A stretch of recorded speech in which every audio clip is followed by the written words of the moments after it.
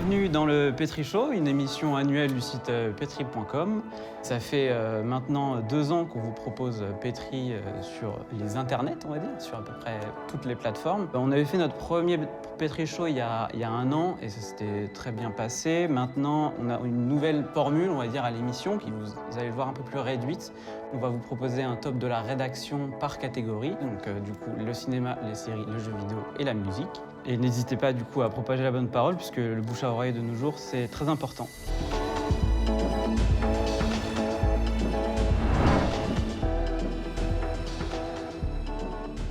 Je suis Geoffrey, le rédacteur en chef de l'émission. Je suis ici avec Pauline qui est ma co-rédactrice en chef. Bienvenue dans le Petri Show du coup. Mais oui, on va faire un petit tour de table. Moi je suis plutôt spécialisée en cinéma, série, théâtre. Je crois Geoffrey, toi... Plutôt cinéma, série et musique. Et on est avec Sophie, Hugo et Amandine. Sophie. Moi, c'est plutôt musique, littérature et un petit peu série quand j'ai le temps. Hugo. Eh bah salut, moi c'est plutôt les jeux vidéo et c'est à peu près tout, un peu musique de temps en temps. Et moi, ça sera plutôt cinéma, série et un petit peu littérature aussi. Ok. Donc on va d'abord commencer par vous parler de séries, celles qui ont marqué 2022 d'après nous.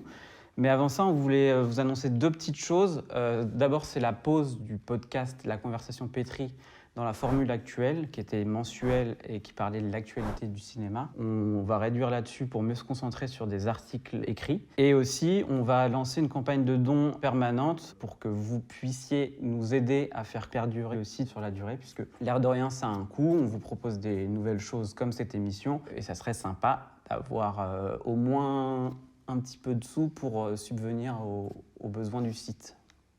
C'est parti pour les séries ? C'est parti. Allez.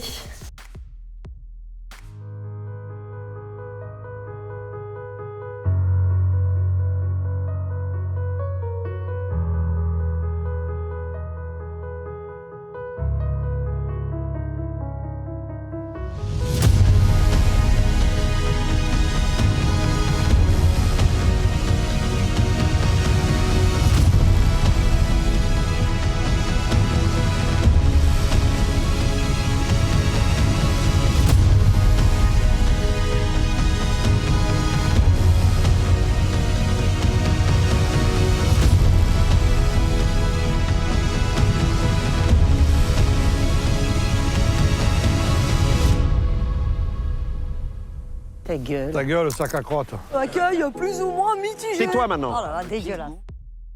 Alors, on va commencer par parler d'Euphoria. Je crois que toi, Amandine, tu l'as vu, la saison 2 de cette magnifique Euphoria. Moi, je trouve que c'est une série qui est importante et qui est vraiment fabuleuse à plein d'égards. Et j'aimerais bien que la série soit plus vue, notamment autour de cette top, mais apparemment, c'est beaucoup de C'est en cours. Enfin, ça va être en rattrapage. Du coup, la série a sans doute perturbé beaucoup de monde, surtout cette 2e saison. Elle est un peu plus lourde dans les sujets qu'elle aborde. Voilà, c'est ça. Qui est plus expérimentale aussi, puisque du coup, ils se sont libérés du modèle israélien, puisque du coup, c'est une adaptation d'une série israélienne. Et du coup, l'intrigue est beaucoup plus diluée sur la saison et ça en fait une saison qui est encore meilleure que la première pour moi, notamment visuellement. L'esthétique est plus que léchée et que du coup, c'est magnifique. La musique est géniale. Et pour moi, c'est genre 8 épisodes en état de grâce complet, quoi. J'ai adoré cette saison. Alors évidemment, c'est pas méga fun. Non. Voilà.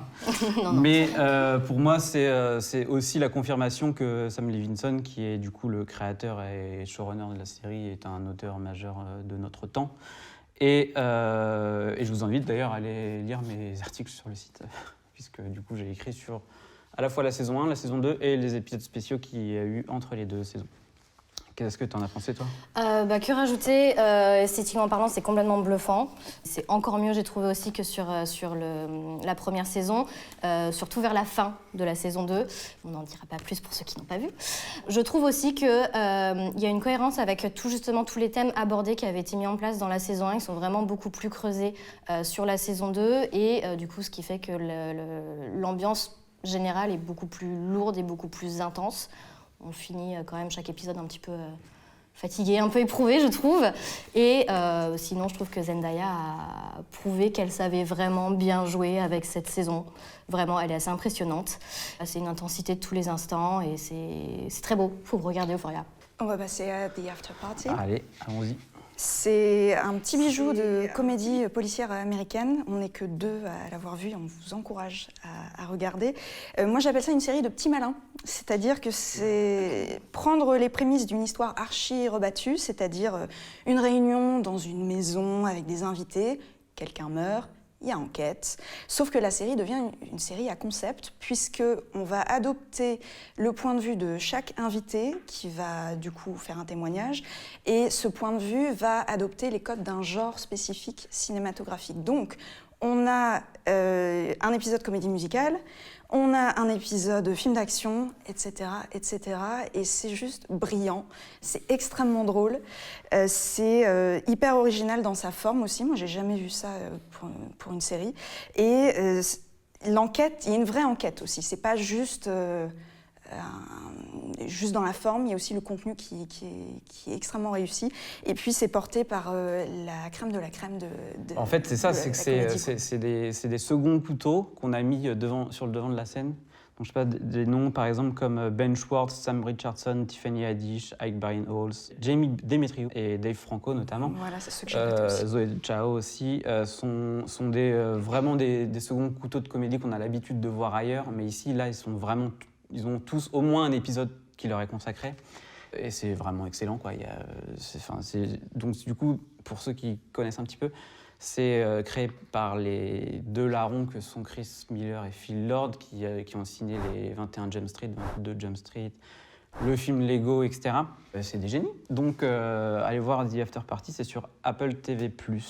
Et on va passer à un gros pavé, je pense. Gros morceau qui est la saison 4 de Stranger Things. Qui a partagé pour moi, c'est la meilleure autant saison que- depuis la première. C'est-à-dire qu'on a une construction qui est remarquable et qui est constamment surprenante, avec des incorporations, je trouve, de nouvelles technologies liées aux années 80, mais qui ne sont pas de trop, qui sont vraiment utiles à l'intrigue.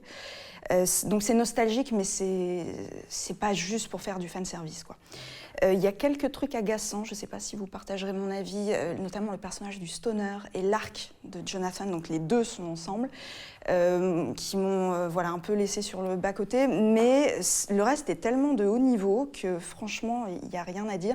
Il y a des nouveaux persos qui arrivent, je pense au personnage de Eddie qui est super, qui est vraiment, vraiment super, et il y a surtout, je pense, parmi les moments de séries les plus forts de l'année, il y a des moments musicaux extrêmement forts, notamment sur Running Up That Hill de Kate Bush, qui a explosé en streaming, enfin le titre a de nouveau un été... renouveau de voilà. ce tube de ce tube incroyable. de Kate Bush, de la grande Kate Bush. Moi, j'ai trouvé ça assez ouf, ce qu'ils arrivent à faire au niveau de la production. Je trouve que c'est genre vraiment un blockbuster de série. Où c'est impressionnant d'avoir ça à la télévision. Et ça m'avait déjà fait ça durant la saison 3, où on se dit « Ah ouais, là, je regarde la télévision ». Et en fait, il y a une qualité qui est quand même assez remarquable pour une série télé. Pour moi, c'est aussi la meilleure saison de Stranger Things, qui est émouvante et spectaculaire, mais c'est aussi enthousiasmant parce qu'on retrouve tout plein de personnages, on en retrouve d'autres. Alors Jonathan est un peu relou en effet, Mike aussi, mais il y en Et a. les autres sont cool. Oui, ils sont mimi, ils sont tout mimes, ça marche, quoi. Donc c'est un petit plaisir, c'est pas non plus une immense série pour moi, mais ça se regarde très bien. Toi, Hugo, peut-être trop. Moi, j'ai plus été marqué. En fait, j'ai été un peu désabusé par la saison 3 qui m'avait un peu laissé sur le carreau, j'avoue. Ouais.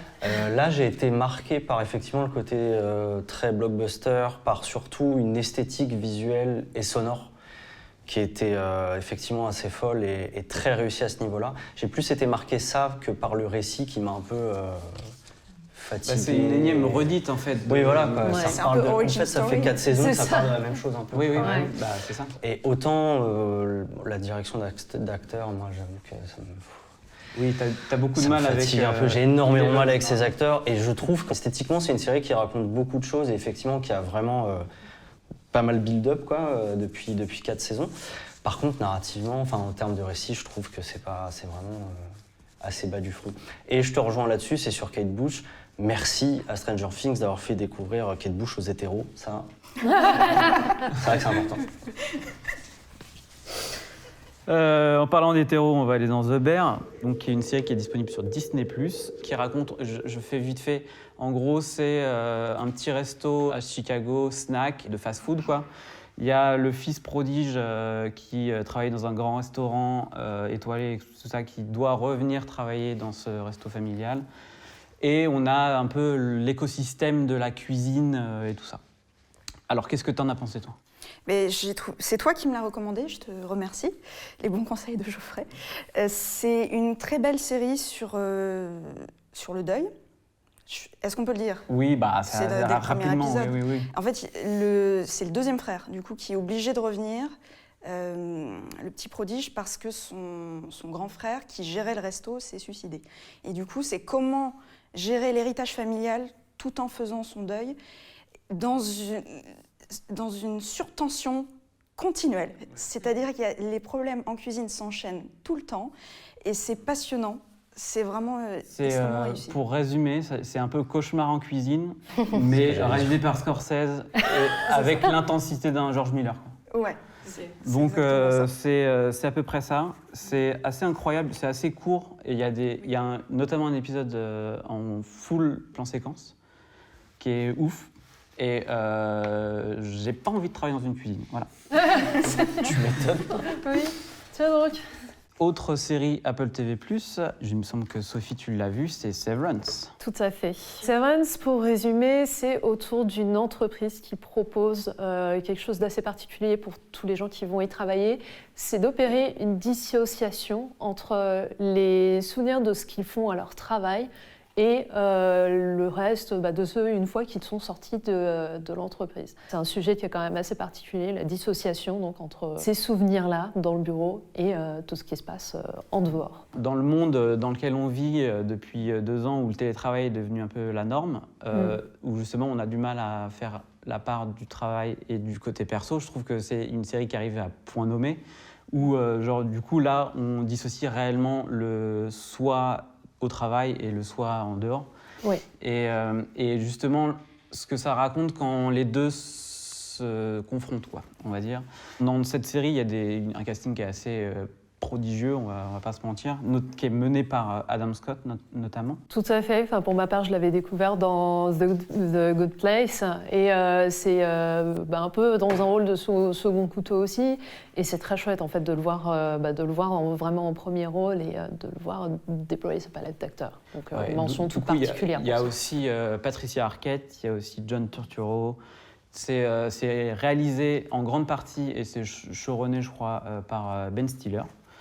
Et donc je ne sais pas ce que tu en as pensé, mais je trouve ça magnifiquement mis en scène. Oui. Il y a un superbe écrin entre ce qu'il avait fait un peu avec Walter Mitty à l'époque, ces cadres vraiment magnifiques et tout ça, mais transposé dans un truc genre Office Space ou les messages à caractère informatique aussi de Nicolas et Bruno, dans leur période années 70-80. Il y a un truc un peu rétro-futuriste dans les décors et tout qui est vraiment bienvenu. C'est ça, et qu'on retrouve beaucoup dans tout ce qui a trait dans les séries et les films au travail.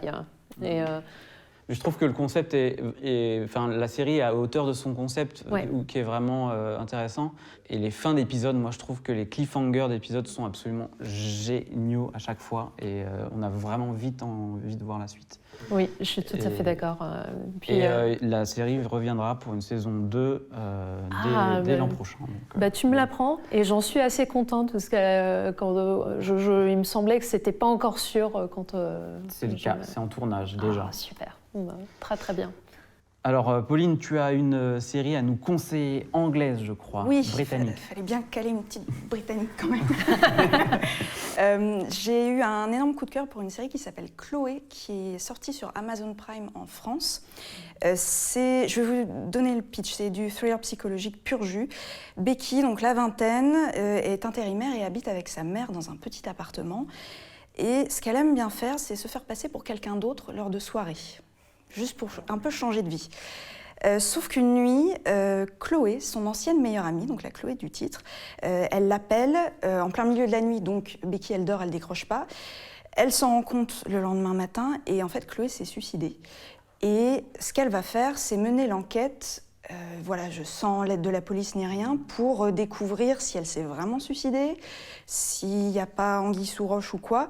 Et ce qu'elle va faire, c'est qu'elle va prendre une identité, parce qu'elle aime bien faire ça, et elle va infiltrer le groupe d'amis proches de Chloé en s'inventant cette nouvelle vie, et pourquoi pas prendre la place de quelqu'un. Voilà, donc le personnage tient toute la série, c'est-à-dire qu'elle est complexe, elle est torturée, il y a des flashbacks sur son passé, sur son amitié avec Chloé, mais elle est suffisamment attachante pour qu'on ait envie de la suivre durant ces 6 épisodes, et surtout, on se demande parfois si elle bascule pas un peu dans la folie. Moi, j'aime bien cette position quand on regarde une série où on se dit, ou un film, de est-ce que c'est bien ce que tu fais ? Est-ce qu'il n'y a pas un problème ? Tout en voulant que le personnage réussisse dans ce qu'il entreprend. J'aime bien cette position un peu dérangeante parfois. Et surtout, elle est redoutable dans sa manipulation, dans la façon de se sortir de situations où elle n'est pas censée s'en sortir de façon nette.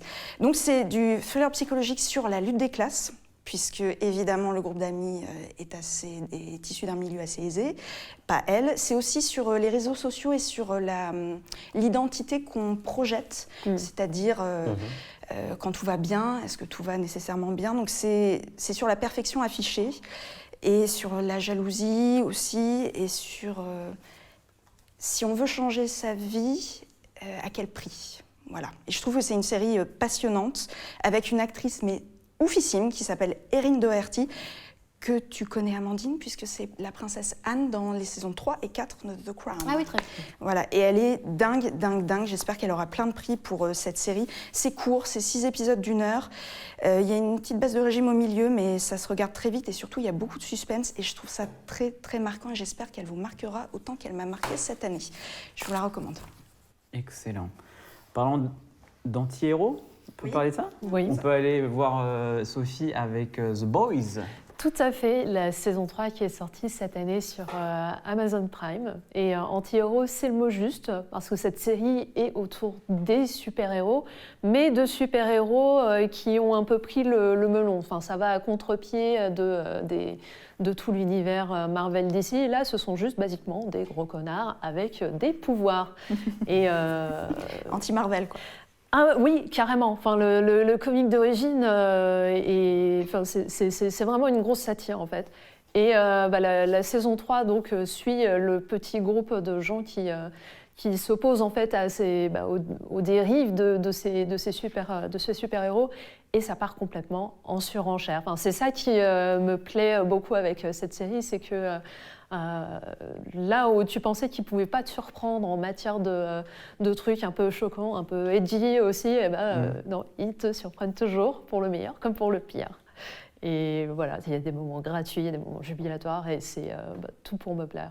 Et on voit les personnages avancer, évoluer, montrer leur palette de jeu. Je pense à Anthony Starr, entre autres, qui incarne le Homelander, un peu le roi de la bande des connards, si je puis dire. Ouais, c'est un mix entre Captain America et Superman, quoi. Absolument, mais qui aurait mal tourné. En fait, ce que ça serait un vrai super-héros dans le vrai monde, quoi. Voilà, donc The Boys, saison 3. Bon, en parlant de psychopathe, on va aller directement dans le dur, je crois.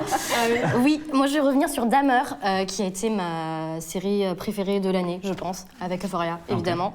Du coup, Dahmer, c'est sorti sur Netflix en septembre. C'est une création de Ryan Murphy, avec Evan Peters, qui joue Jeffrey Dahmer, donc un serial killer. Et on sait à quel point tu aimes les true crime. Que dire, c'était complètement fascinant. La réalisation est incroyable. Evan Peters est bluffant de réalisme.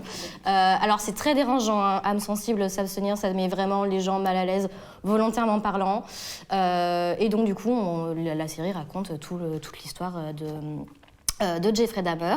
Ça a pas mal fait couler d'encre d'ailleurs, puisque Netflix a été accusé de faire l'esthétisation du crime et de le rendre un peu trop séduisant. Je ne suis pas du tout d'accord. Non. Netflix se range très rapidement du côté des familles des victimes, de l'entourage qui a subi, les voisins notamment, la présence de ce psychopathe. Et voilà, il est clairement machiavélique et c'est assumé. Enfin, moi qui connais beaucoup le travail de Ryan Murphy, j'ai tout de suite compris son point de vue. Alors évidemment, au début, les premiers épisodes se concentrent davantage sur son enfance. Sur Dahmer et veut peut-être expliquer la raison de... Mais en fait, non, pas du tout, puisque la suite de la série le montre très bien. On est vraiment du point de vue des victimes et des familles des victimes. Et je tiens à préciser que Niecy Nash, qui joue la voisine, est incroyable. Excellente. Le père aussi de Jeffrey Dahmer, qui est interprété par Richard Jenkins, est ouf. Et moi, je trouve que ce qui est le plus ouf dans tout ça, c'est la construction de la série, qui justement, qui est pas du tout linéaire, et qui se permet des allers-retours temporels et de points de vue aussi, à la fois de Dahmer, mais aussi de ses victimes ou des familles, de ses voisins, etc. Ça peut être déroutant, et je comprends le backlash un peu que la série a pu avoir, mais c'était assez ouf. Tiens Hugo, tu vas nous parler d'une série qui est un peu coup de cœur, quoi. La meilleure série du monde, à mes yeux. Oui, qui est donc Drôle, donc série de scénariste et showrunneuse Fanny Herrero qui avait déjà fait 10% et qui parle grosso modo de stand-upper un peu amateur quoi, sur le départ, un peu façon Jamel Comedy Club. Donc on va suivre comme ça 4 personnages différents à différents et chacun niveaux de leur carrière. Différents, voilà, il y a un mec qui a eu sa carrière qui est un petit peu sur le qui est un peu sur le creux de la vague. Voilà. Il y a celle qui va arriver. Aïssatou. Celle qui arrive, voilà, Aïssatou qui elle démarre sa carrière fort. Désir qui est dans l'ombre et puis un personnage qui juste essaye du début quoi, qui tout début de. Et pourquoi c'est bien? Parce que c'est une série que je trouve extrêmement bien écrite en fait, qui est à la fois émouvante, qui est à la fois drôle. C'est marrant parce que c'est le titre. Et je trouve que c'est pas facile de faire les deux, d'allier les deux en fait, d'allier tout ça. Et avec des personnages qui sont hyper originaux. Moi, Pauline, c'est un personnage que je trouve frais, qu'on n'a pas l'habitude de voir, qui est à la fois chez père, qui est extravagante, mais qui en même temps qui a ce côté un peu bourgeoise dont elle essaye de se détacher. Enfin, c'est un personnage vraiment très très contrasté et qui est très cool à suivre. Et je trouve que moi, c'est une série que j'aime beaucoup parce que c'est une série à la Georges Perec, quoi. C'est-à-dire c'est de l'infraordinaire partout, c'est du trivial, c'est les non-dits, c'est les silences, c'est le jeu des regards, c'est vraiment des relations que tu vois dans la plus pure trivialité, quoi. Et moi, c'est un truc qui me parle, que j'aime bien, qu'on me raconte ce genre d'histoire, quoi. Donc voilà, et c'est une série qui malheureusement n'aura pas de saison 2 parce que ça rapporte moins d'argent que Squid Game. Donc ta gueule Netflix, et voilà. House of the Dragon? On n'est que tous les deux à l'avoir vu, je crois. Pauline ne l'a pas fini, donc on va tâcher de ne pas spoiler cette grande série, qui est pour moi, en tout cas, qui commence mieux que Game of Thrones ne commençait, mais donc du coup, qui est du coup le spin-off de Game of Thrones. Chut. Tu l'as pas vu, donc... TG, d'accord, j'écoute. Pour moi, c'est le grand spectacle de ouf. Ça se passe 170 ans, 200 ans avant les débuts de Game of Thrones. Ça se passe dans la House of the Dragon, donc les Targaryens, quoi, en gros. Moi, j'ai l'impression que c'est un meilleur principe narratif que les débuts de Game of Thrones parce que justement, tous les personnages sont au même endroit et que du coup, ça permet des interactions permanentes avec les personnages au même endroit afin d'éviter on picore à droite à gauche et on n'avance pas. Je trouve que le casting est assez prodigieux, notamment Millie Alcock au début et après Olivia Cooke. Du coup, il y a des changements d'actrices. Moi, j'ai des réserves là-dessus, je suis pas hyper convaincue. Les actrices sont très très bien, hein, mais pourquoi certains ont changé, pas d'autres, etc. Ça, c'est assez Bref. perturbant, on est d'accord. Et puis de toute façon, on ne peut pas s'éviter de préférer l'une à l'autre, ça. etc.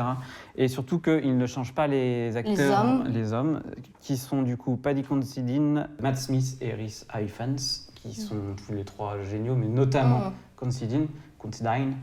Matt Smith, incroyable. Et puis, alors je crois que c'est l'épisode 3, l'épisode où il y a la bataille, machin, où il ne dit pas un mot et il est là. Il est là. Il est Voilà, juste, il est juste là. Et D'accord. c'est genre juste le mec qui a le plus de classe au monde, quoi.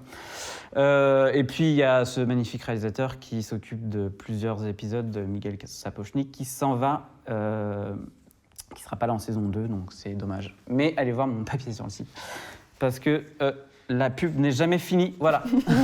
Au fait, Donc voilà, c'était les 10 séries qui nous ont le plus marqué, en tout cas entre nous 5, je pense. Et on va passer tout de suite à Petit un quiz. petit quiz. Alors, petit quiz, je vais vous poser des questions sur l'année culturelle 2022, de janvier à décembre. Quel auteur et metteur en scène francophone vivant a pas moins de 6 pièces qui se jouent en même temps à Paris? Ah, c'est l'autre là. Michalik. allez, Michalik. Michalik. Oui. Parfait. Sa mort secoue le monde du cinéma en janvier. Qui est-il? Jean-Luc Godard.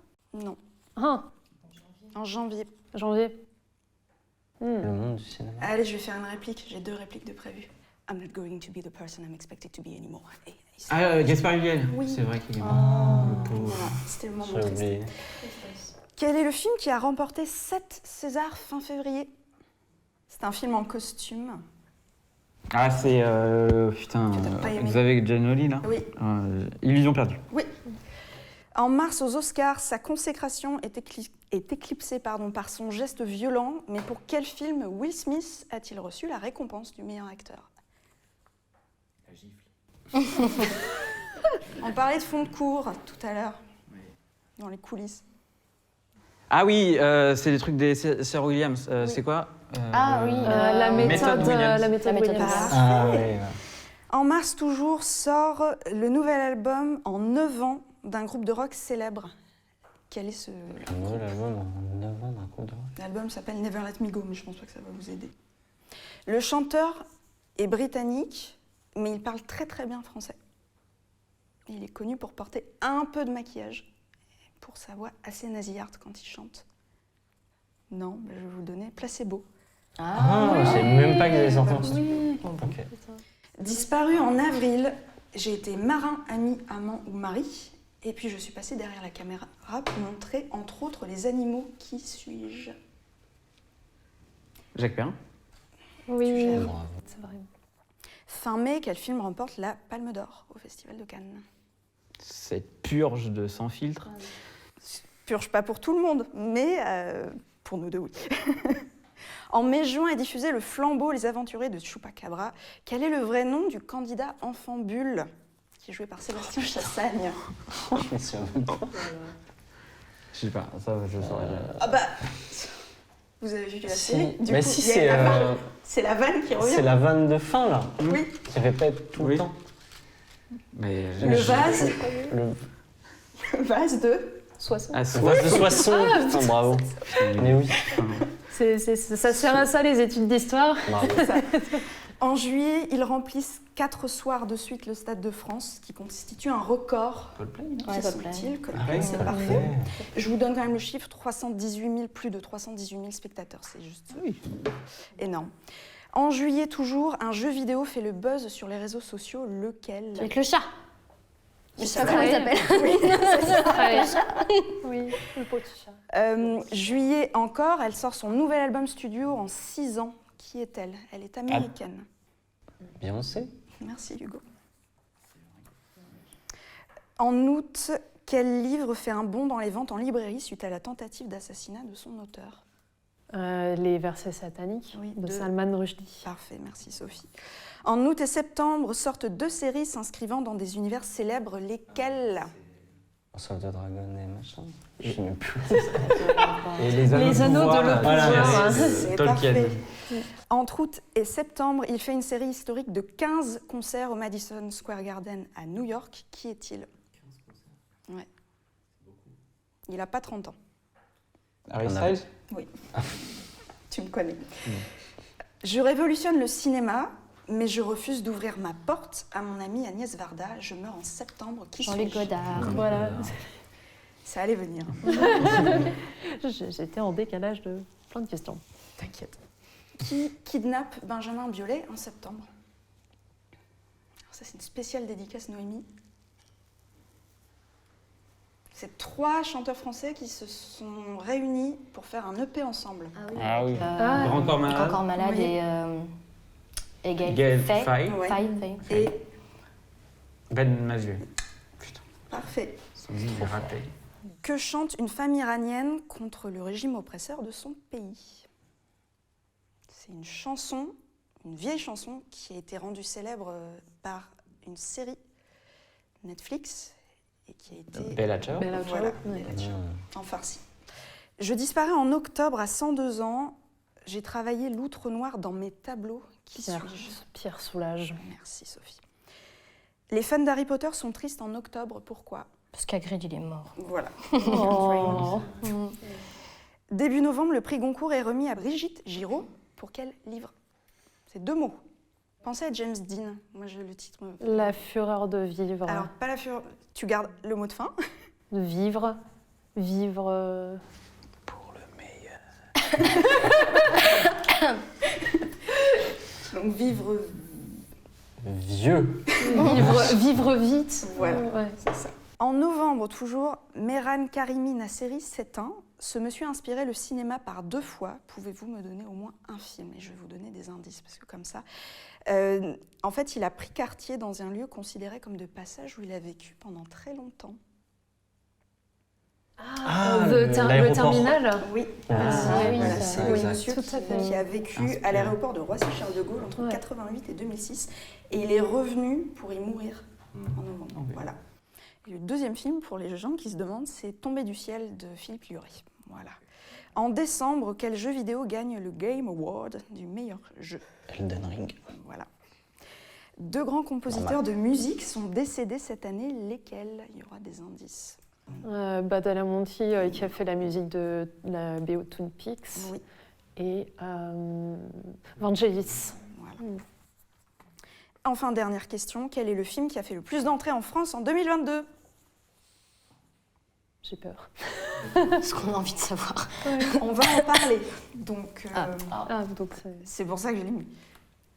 Pour l'instant. On tourne le 17 décembre. Le film a fait 6,7 millions d'entrées. Donc, vous allez tous les deux parler. On va regarder la liste. Alors. Plus simple. Ah, Ah, Top Gun. Mais en fait, Top oui. Gun Maverick. Ah, Maverick. Voilà.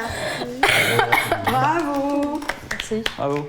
On va passer du coup aux jeux vidéo? Oui. Eh ben, allons-y. Allez, c'est Allez. parti. On abandonne là.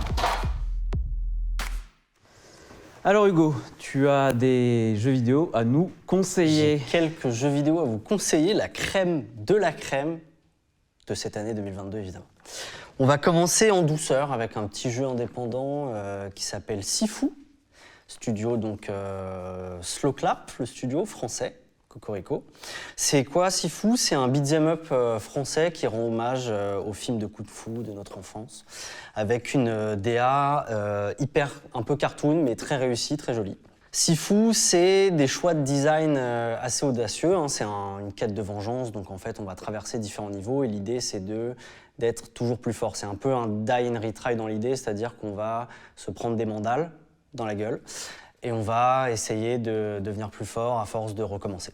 Et c'est parfois un petit peu éprouvant et un peu chiant, mais très réussi quand en fait tout se met en place et quand petit à petit il y a un gun feel en fait qui devient cinglant et qui devient très agréable quand on arrive enfin à devenir réellement meilleur à force d'enchaîner des combos, à force de comprendre comment toutes les mécaniques vont s'enchaîner.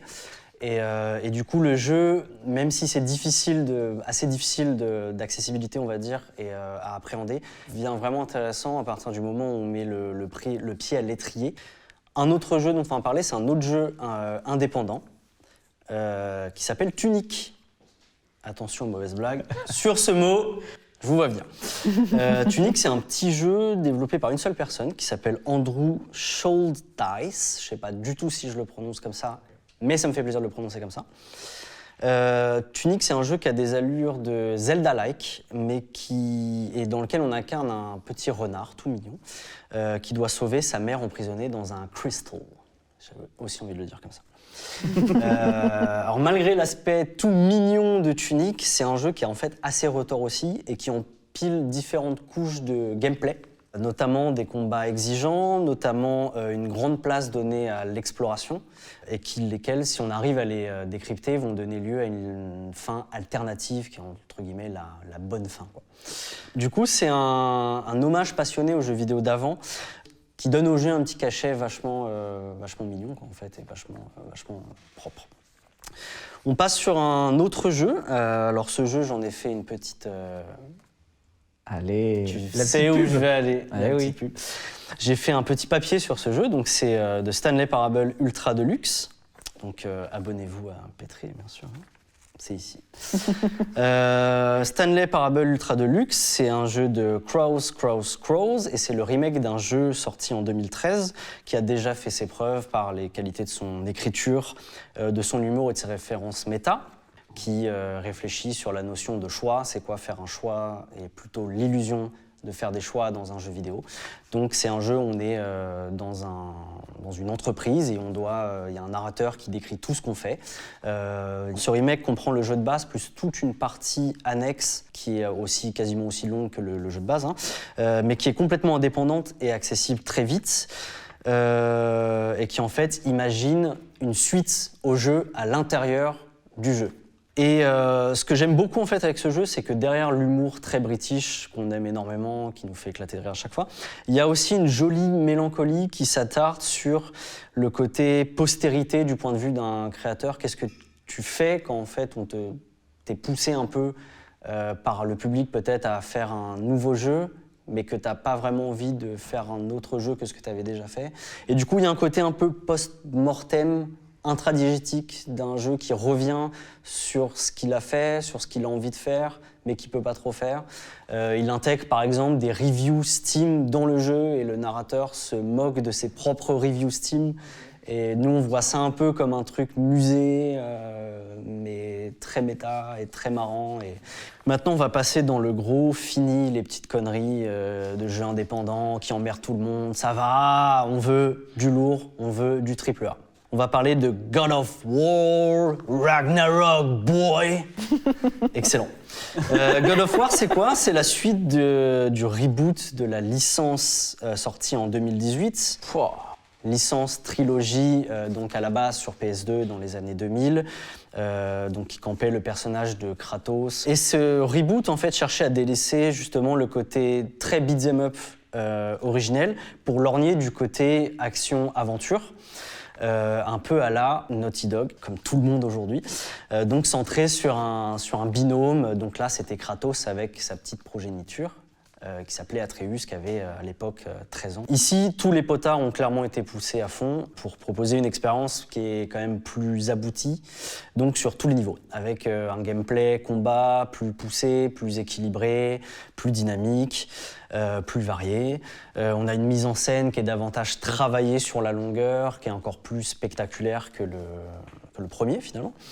Et on a surtout des quêtes annexes et des quêtes principales, un récit en fait tout simplement qui est largement plus mature, plus nuancé, plus abouti. Et c'est pour moi le point fort de cette suite. On passe au dernier jeu, déjà. Et bah c'est Elden Ring évidemment. Elden Ring, la dernière production du maintenant géant From Software, donc, qui a fait les Dark Souls, qui a fait Bloodborne, qui a fait Sekiro. Et qui fait le pari ici de transposer justement toute sa formule maintenant qui date d'il y a 10 ans, donc qui commence à être canonisée, on va dire, dans l'industrie, dans un open world, dans un monde ouvert. Ces points noirs à mes yeux, c'est justement ce mauvais équilibrage du fait de son open world, de sa structure, qui fait que tu vas souvent arriver dans des zones en étant un peu trop fort. Ce qui peut casser un peu le rythme. Il y a aussi des boss Il y en a à peu près 160 qui sont pas tous réussis. Et c'est quelque chose qui est souvent regardé chez les From Software parce qu'ils sont connus pour leur bon boss design, en fait, justement. Le principal reproche que je leur adresserais, c'est de ne pas avoir su dresser une nouvelle grammaire vidéoludique. Ce qu'ils avaient fait à l'époque avec, justement, avec les Dark Souls, avec Sekiro, avec Bloodborne, c'est-à-dire... j'ai l'habitude quand j'entame un From Software de ne pas savoir où je vais mettre les pieds et d'être challengé à ce niveau-là, c'est-à-dire d'avoir vraiment l'impression de devoir tout réapprendre, ce qui n'est pas le cas ici. Et en même temps, je pense que c'est l'intention de départ. Pourquoi ? Parce que paradoxalement, là où j'aime From Software, c'est justement parce que c'est clairement un jeu qui essaye d'être accessible pour tout le monde et qui a envie de faire jouer et de découvrir cette formule-là au plus grand nombre. D'où des soucis d'équilibrage qui, en fait, pour la plupart, n'en sont pas, parce que si tu vas te mordre les dents ou te casser les dents à un endroit, tu vas aller à un autre et tu vas revenir. Et c'est pas grave, c'est une expérience que tu vas faire à la carte, en fait, un peu comme tu en as envie, quoi. L'énorme point fort d'Elden Ring, c'est son open world, justement, en fait. C'est redéfinit un peu l'essence même de l'exploration. C'est un monde ouvert qui est ultra vaste, qui laisse le joueur un peu faire sa propre aventure, un peu comme dans un Breath of the Wild dans son temps, il y a 5 ans. Et le tout porté par une DA qui est absolument faramineuse, quoi, qui est juste... J'ai pas de mots, en fait, pour dire que cette DA, elle arrive à te surprendre, en fait, à chaque instant. Elden Ring, bravo. Exact. T'as des mentions aussi ? J'ai des mentions, j'ai le remake de Last of Us Part 1 parce que je suis un Yankee. J'ai pas d'autres mots, je suis un Yankee. C'est un jeu toujours aussi incroyable. Du coup, t'attends aussi la série, j'imagine, qui sort en janvier ? J'attends aussi, oui, la série, carrément. Un autre jeu, ça serait Tiny King, aussi un autre jeu Cocorico. Un autre jeu dont tu as parlé tout à l'heure, un jeu avec des ronrons et des petites gratouilles qui font du bien, des petites papouilles sur le ventre, c'est Stray. Rollerdrome. Dernier jeu, c'est South of the Cycle. C'est un jeu très, très joli, très bien écrit, et que je conseille largement. Et qui est donc un jeu sorti effectivement en 2020, donc je triche un peu, mais qui est sorti sur console cette année. Et voilà, c'est tout pour les... Eh ben, c'est déjà beaucoup. Allons rejoindre Ça donne les envie. autres pour les attentes culturelles. Exactement. Allons-y. On vous a manqué ? Beaucoup, énormément. Alors, quelles sont vos attentes culturelles pour 2023, les amis ? Hugo ? Moi ? Encore ? Alors, allez, on reste dans les si. vidéos. Allez. Eh ben, beaucoup de jeux vidéo, étonnamment. Le premier, le plus évident, c'est évidemment Zelda Tears of Kingdom, donc la prochaine grosse production d'une des licences majeures de Nintendo. Qu'est-ce qu'ils vont nous faire après Breath of the Wild, c'est ça la question. On attend ça pour mars 2023, on espère que ce sera au moins aussi bien que Breath of the Wild, ce sera déjà beaucoup. J'enchaîne sur un autre jeu vidéo qui serait le Resident Evil 4 Remake, prévu aussi pour mars 2023. Il y a ensuite Lies of P, qui est une sorte de Bloodborne-like, pour rester dans les From Software. Il y a le FF7 Rebirth, qui est aussi pour 2023. Il n'y a pas encore de date précise pour l'instant. Ça, c'est tout pour niveau jeu vidéo. Sinon, il y a un film. Il y a un film que tout le monde attend ici. Tout le monde va le citer, Évidemment. Oui, très, très J'ai le certainement. droit à la primeur parce que c'est le seul film dont je parle ici. Prime donc. C'est évidemment Dune 2, la deuxième partie. Et si, niveau musique, mais rien n'est sûr. J'aimerais bien un nouvel album de Radiohead parce que ça commence à faire longtemps. Tu sais si c'est en cours ? Est-ce qu'il... Absolument pas. Mais je c'est pense ton- pas. C'est ton souhait. Mais j'aimerais bien, ça fait longtemps. Voilà. Sophie ?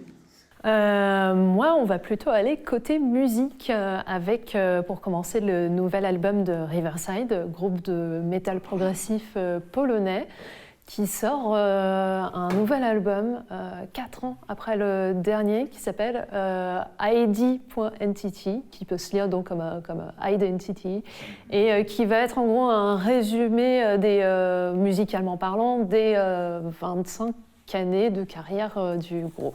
Donc j'ai très hâte. J'espère aussi que Steven Wilson, qui est entre autres dans Porcupine Tree, va sortir un nouvel album, parce qu'il a dit être déjà en train de bosser sur son prochain album. Et moi, grosse fangirl, j'ai hâte. Un autre album que j'attends particulièrement, c'est celui des musiciens Michael League et Bill Lawrence, qui sont tous deux dans le groupe de jazz fusion un peu fourre-tout, Snarky Puppy, et qui ont pas mal de projets solo à leur actif. Cet album s'appelle Wish You Were Here. Ça reprend le nom d'un autre album d'un groupe pas très connu qui s'appelle Pink Floyd, je crois, vaguement. Ils ont sorti leur premier single il n'y a pas très longtemps et ça vaut le détour. En tout cas, moi, j'ai hâte. Amandine ? Oui, moi j'ai juste noté quelques films. Du coup, je vais pas revenir sur Dune parce que, comme on l'a dit, on l'attend tous. De toute façon, ceux que j'ai notés, je pense qu'ils font partie des attentes un petit peu de tous ceux qui s'intéressent au cinéma, notamment The Fableman, donc qui est le prochain Spielberg, Oppenheimer, donc le prochain Nolan, et Barbie de Greta Gerwig. Et voilà, on a hâte. Je ne vais pas reprendre ce que tu as dit, Amandine. Je vais citer le dernier film de Sarah Polley, que j'attends beaucoup, qui s'appelle Women Talking. Le dernier film de Damien Chazelle, qui s'appelle Babylone, qui a l'air vraiment pas mal sur Hollywood. J'aime beaucoup Alexis Michalik. Et Michalik, qui est plutôt théâtreux, repasse derrière la caméra après Edmond pour adapter sa propre pièce, Une histoire d'amour, que j'ai beaucoup aimée et j'ai vraiment hâte de voir ce qu'il va faire au cinéma. Et ensuite, il y a le dernier Bong Joon-ho avec Robert Pattinson, qui est un film de SF qui s'appelle Mickey 17. The Whale de Darren Aronofsky, parce que Brendan Fraser, on est trop contente de le revoir. Ouais. Voilà. Et enfin, Good Grief de Dan Levy, qu'on aime beaucoup depuis Schitt's Creek, et qui va faire son premier film, donc en tant que réal, et qui va jouer et qui va écrire le scénario. Je mentionne, pour finir, 2 séries. La nuit où Laurier Gaudreau s'est réveillé, donc qui est le dernier projet de Xavier Dolan, qui passe du coup en format télévisuel, et j'ai trop hâte. C'est en janvier, là, sur le canal. J'en peux plus. Et enfin, Fellow Travelers avec Jonathan Bailey des Chroniques de Bridgerton et Matt Bomer, entre autres de The Normal Heart, qui s'aiment et se croisent sur 4 décennies aux États-Unis, des années 50 aux années 80. Ça a l'air magnifique. Okay. Voilà. Et toi, Geoffrey, vas-y. Alors, vous êtes prêts parce que ça va être chiant. Non, ça va être bien. Alors, Dune 2, oui. Babylone, oui. The Fablemans, oui. The Whale, oui, évidemment. Mais il y a d'autres films d'auteurs majeurs actuels qui sortent, notamment Killers of the Flower Moon, le nouveau Scorsese, Empire of Light, le nouveau Mendes, The Killer, le nouveau Fincher également. Il y a Beau is Afraid, le nouveau Ari Aster. On a aussi Magic Mike's Last Dance, que j'adore. Il fait un 3e ? Et oui, ça sort bientôt. On va enfin pouvoir découvrir le film de Taika Waititi qu'il a fait avant Thor Love and Thunder, qui a été un peu retardé à cause d'un certain cannibale, qui s'appelle Next Goal Wins. Il y a Cocaine Bear qui a l'air cool. Il y a le nouveau film de Florian Zeller qui s'appelle The Sound aussi. Pourquoi pas le film Community qui est annoncé. Et puis après, il y a toutes les suites un peu événements, Creed 3 notamment, Mission Impossible, John Wick, Indiana Jones. Encore un John Wick. J'ai oublié Mission Impossible. Un film Wonka avec Timothée Chalamet, donc adapté de Roald Dahl, et Across the Spider-Verse, le nouveau film animé Spider-Man, incroyable. Et puis, comme je suis un connard, j'adore les films et séries Marvel, donc notamment Les Gardiens de la Galaxie, mais aussi les séries, ce qui m'amène du coup aux séries où j'en ai plein. Il y a le Poker Face de Ryan Johnson qui sort dès janvier, je crois. La série Dune, parce que oui, il y a une série Dune qui s'appelle The Sisterhood. Il y a une série de Sam Levinson qui a signé une certaine série incroyable qui s'appelle The Idol, qui sort bientôt sur HBO et donc j'imagine sur OCS chez nous. Logiquement, il devrait y avoir une série produite par Damon Lindelof qui s'appelle Mrs. Davis et une série produite par Donald Glover qui s'appelle Mr. et Mrs. Smith. On a aussi Retreat, qui est la série des créateurs de DOA. Je ne sais pas si vous avez vu DOA, mais il faut voir DOA. Et il y a The Acolyte, du coup, qui est la nouvelle Star Wars, qui a l'air vachement cool. Ça se concentre sur les sites avant tout le bordel, prélogie, etc. Et puis il y a les saisons 2 des séries incroyables de cette année, House of the Dragon, The Bear, The After Party, Severance, Andor, et la saison 4 de Barry, évidemment, tout en attendant encore et toujours un éventuel album de Nekfeu. Voilà. C'est déjà pas mal. C'était long et chiant, comme moi. Non. Non. Passons à la musique plutôt, si vous le voulez bien. On va commencer avec toi, Hugo. Yes, moi je vais parler du dernier album de Kendrick Lamar. Je prononce un peu là. Donc, dernier album du rappeur aka Popstar maintenant, succès Kendrick Lamar, limite variété, non, calmez-vous. Qui aborde des thèmes assez lourds et intéressants, j'ai trouvé. Ça parle de famille, ça parle d'amour, ça parle aussi de toute sa postérité créative, à quel point ils sont un peu bridés, notamment dans toute la deuxième partie de l'album, qui est un peu plus narrative, qu'on apprécie un peu moins bien personnellement. C'est effectivement un album qui est un peu bicéphale. Il y a une première partie qui enchaîne beaucoup de bons titres, et une deuxième partie qui est un peu en deçà, qui est un peu plus narrative peut-être, qui est un peu plus portée par le texte et moins par l'instrumental. Maintenant, ce que j'aime beaucoup dans cet album, c'est aussi un retour aux sources, un peu. Je trouve qu'on retrouve un peu du Pimp a Butterfly, qui est pour moi mon album préféré, avec du coup des côtés un peu plus funky, un peu plus jazzy aussi par moments. Et du coup, moi je suis assez content de le retour de King Kunta pour ça. Mais c'est vrai que je reste un peu déçu par, tu ne diras pas le contraire Geoffrey, n'est-ce pas, par cette deuxième partie d'album qui est un peu en deçà. Après c'est Mr. Moral and the Big Steppers, tu vois. Tout est dans le titre déjà un petit peu.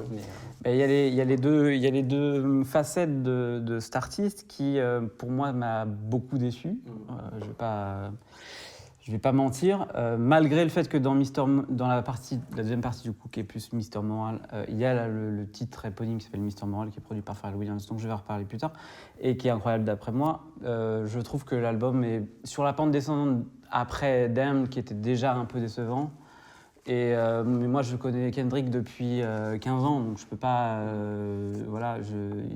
il rappe plus tellement, en tout cas, c'est quelque chose de plus parlé, etc. Et ça ou chanter, et ça me dérange. Donc, j'en dirai pas plus. Voilà. Du coup, Sophie, toi, tu avais un coup de cœur, ton premier coup de cœur. Tout à fait, une petite découverte de cette année d'ailleurs, sur le label Gondwana Records, que je vais présenter un petit peu, et qui produit des pépites un peu comme Ania Rani, pianiste polonaise, Jasmine Nira, saxophoniste, le Portico Quartet et Mama Hands. Donc, un catalogue plutôt pour les amateurs de jazz, d'électro, de néoclassique un petit peu, avec un petit peu de folk aussi. Svaneborg Kardib est donc un duo de musiciens danois et ils ont sorti leur 3e album cette année qui s'appelle Overtag. Donc on a Nikolai Svaneborg au clavier et Jonas Kardib à la batterie et percussion, et ils se sont fait connaître du coup avec tout ce qu'on va entendre en fait dans ce 3e album, un minimalisme assez délicat, c'est de l'instrumental, et des mélodies qui recèlent des petits moments de groove, une patte un peu électro, très subtile, ce qui donne des pièces un peu contemplatives, et qui donne un album apaisant, intimiste, et qui laisse la part belle à l'introspection, à l'improvisation du côté des musiciens. Je vous le conseille vivement, en tout cas. Ok, moi je vais vous parler de trucs qui est complètement différent. Moi, vous le savez, je pense qu'il y a 2 ans, c'était mon album préféré sur le site. The Weeknd, qui est un artiste canadien que j'adore, qui, pour moi, il s'améliore avec le temps, c'est comme le bon vin. Après After Hours, qui est sorti il y a 2 ans, il fait un peu la suite avec Down FM, qui est du coup un album à la fois conceptuel et très très pop. Mais c'est un album qui est assez vénéneux, mais triste en même temps, exigeant. Après After Hours, on avait compris qu'il mourait plus ou moins, en tout cas une persona de The Weeknd mourait. Et donc là, on assiste un peu à son purgatoire, compté comme si ça passait à la radio. Et donc du coup, on a un album plus ou moins narratif avec une voix off qui revient souvent, qui est narrée par du coup Jim Carrey. Et c'est un incroyable album en fait qui est aussi bien produit qui est produit en partie par Daniel Lopatin qui avait fait la BO de Uncut Gems. Et donc c'est un super album complexe, on va dire. Voilà. Sophie, à toi. À moi ? 2e. Tout à fait, puisque je vais vous parler de Lightwork de Devin Townsend, musicien canadien un peu multi-instrumentiste, qui a été entre autres élève de Steve Vai, ou pour ceux qui connaissent un peu le métal, donc grosse pointure. Le moins qu'on puisse dire de Thousand, c'est qu'il est très prolifique. Enfin, chaque album, que ce soit en solo ou dans ses projets, on ne sait pas trop où ça va nous emmener, si ça va être dans des trucs plutôt pointus en termes de métal, ou si c'est plutôt dans des trucs super calmes ou plus accessibles en tout cas. Avec Lightwork, on va plutôt sur la veine accessible, je dirais, enfin, en tout cas pour les gens qui ne connaissent pas trop le métal, encore moins le métal progressif. C'est un album qui est très positif en fait dans l'ambiance, les textes. Devin Townsend montre son côté très joyeux, très bondissant, parce que c'est un musicien qui est très dynamique aussi. Mais pour autant, ça bascule pas dans l'ennui, c'est pas complètement non plus niais, quoi. Après une carrière qui dure quand même depuis un petit moment déjà, il montre qu'il peut se renouveler tout en restant dans ce qui fait sa patte musicale, entre les solos de guitare et sa méthode de production qu'il appelle le Wall of Sound. Voilà, donc Lightwork à écouter pour petite initiation au métal comme à l'univers du musicien. Moi, je vais vous parler maintenant d'un album qui m'a beaucoup surpris parce que j'ai toujours été un grand fan de Drake, le rappeur du coup de Toronto, mais cette année il est arrivé avec 2 albums. Donc, quand tu parlais de prolifique, là, on est aussi dans un truc. Donc un tout seul qui s'appelle Honestly Nevermind et un en collaboration avec 21 Savage, donc du coup qui est plus dans le murder rap, etc. Je ne vais pas vous parler du coup Air Loss, mais plutôt de Honestly Nevermind, qui est pour moi le meilleur album de Drake depuis, je pense, Nothing Was the Same, donc 2013, quoi. Ça fait quand même presque 10 ans. Pour moi, c'est un artiste qui arrive comme personne à révéler des sous-genres de l'underground et de les révéler au grand public. Donc cette année, du coup, il sort un album de rap, mais avec des influences house, jersey, funk, mais de se dire... c'est ça la mode maintenant, faites comme moi les gars, et essayez de suivre. Et en fait, c'est trop bien. C'est juste, pour moi, un superbe album que j'ai écouté tout l'été, parce que c'est très festif, et c'est super bien produit. Voilà. Hugo, je crois que toi, tu... Yes, alors moi, c'est un peu de rap encore, voilà, je le sais. Je l'attendais celle-ci. Donc avec Disease, L'amour. Donc moi, Disease, je connaissais pas du tout. J'ai découvert cette année, comme en fait la majorité des artistes rap que j'écoute en ce moment. Voilà, je suis un nouveau convaincu. Et du coup, effectivement, certains à cette table vont dire que c'est carrément moins rap qu'avant. Et effectivement, j'ai écouté 2-3 jours This Is Là, donc son album précédent, qui effectivement n'a rien à voir, même si ça préfigurait quand même sur quelques morceaux la tangente qu'il est en train de prendre avec quelque chose de plus variété, plus aérien, plus pop. Ça veut pas dire que c'est moins bien. Hein. Ça veut pas dire que c'est moins bien. Ça me parle moins. Ça te parle moins, oui. Tu as tout à fait le droit, aucun souci. On aime tout le monde ici. Sache-le. Nous sommes qu'amour. Et du coup, on a effectivement quelque chose qui est plus pop, mais qui est un peu plus aussi électro sur les bords, je trouve, sur certains, notamment sur beaucoup de ponts et de refrains. C'est un album que j'aime beaucoup parce qu'il y a un côté un peu décomplexé, attachant, dirons, dans sa manière de chanter l'amour avec tout ce que ça peut avoir de naïf et en même temps de mec qui approche de là, je sais pas, il doit avoir quoi, 40 ans. Au moins, oui, ouais. Ouais, 40 ans. Ce que disait la peste, oui, voilà, quoi. Il y a un moment. Et il y a quelque chose d'assez naïf. Et il y a surtout un album, je trouve, qui est assez frais, quoi, qui donne la pêche, qui donne envie à ce gros banger avec Damso, évidemment, qui est incroyable. Et voilà, moi, c'est un album que j'aime bien, que je trouve frais, qui m'a accompagné tout l'été, et que je me remets de temps en temps sous la douche pour pousser une petite chansonnette.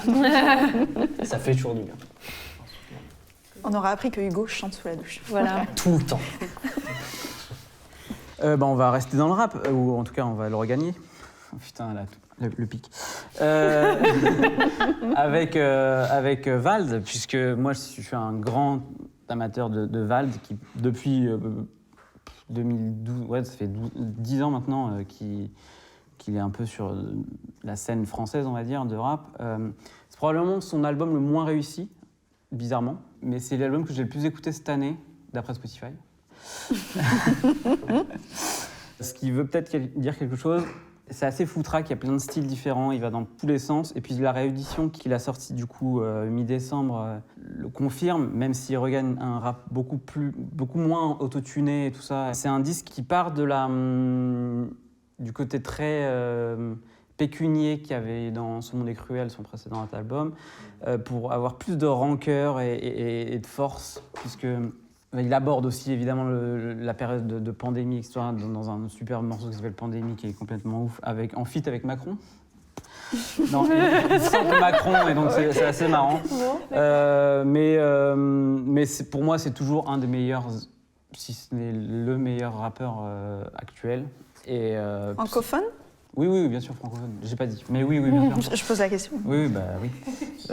Il est trop fort, son défaut aussi, il le sait, même si il le montre moins que d'autres. C'est peut-être là où, du coup, je pense que Hugo me rejoint moins, c'est que son écriture est beaucoup moins in your face que d'autres, mais c'est assez édifiant sur la longueur et j'adore sa façon de penser. Voilà. Sophie, tu as un album, je pense, monument pour toi à nous conseiller. Un album chouchou d'artiste chouchou. Cette fois, on revient au métal avec Porcupine Tree et leur album Closure Continuation. J'en avais parlé dans Petri quand ils ont sorti le premier single de cet album. J'attendais sa sortie et elle m'a beaucoup réjouie parce que c'est un groupe en fait que j'ai découvert alors qu'ils avaient cessé de jouer. Ça faisait depuis 2009, je crois, qu'ils avaient cessé toute activité ensemble. Et donc là, ils se sont réunis 12-13 ans plus tard pour sortir Closure Continuation, titre qui est quand même très approprié après ce long hiatus, surtout dans la mesure où on ignore si c'est le tout dernier album à proprement parler.